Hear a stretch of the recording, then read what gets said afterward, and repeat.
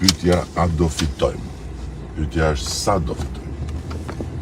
Se a do fitojmë, kjo nuk është pyetje. Përgjigja është nuk ka diskutim që do fitojmë. Ajo që është pyetja është sa do fitojmë. Çfarë fuqie do të na jap një mëtmaje? Çfarë fuqie do të na jap populli shqiptar? Çfarë fuqie do të kemi ne në përfaqësimin e Shqipërisë në të rrjetet e negociatave? Do të jemi thjesht një qeveri me një përfaqësim që buron nga aritmetika, apo do të jemi një përfaqësi me një mbështetje popullore më të madhe se sa kjo që kemi sot.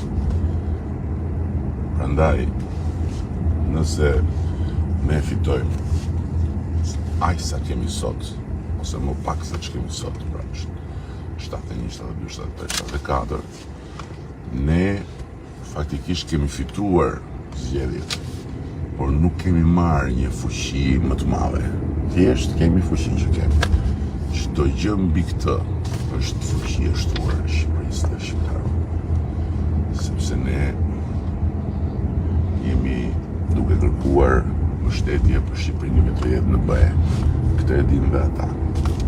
Dhe ata po na ndjekin, ata po ju ndjekin, ata po e shohin gjithë procesin për të kuptuar sa kjo Shqipëria 2030 në BE ka mbështetjen e popullit.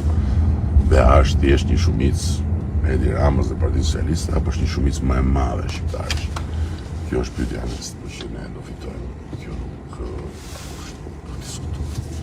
Kush do të fitojë? Gëneta, Bufi. Bufi do fitojë. Një politikan i lashtë. I lashtë si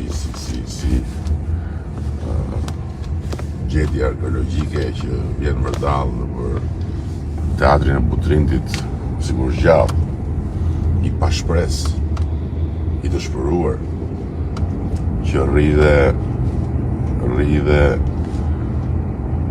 nuk shkon në shtëpi për hallin e tij.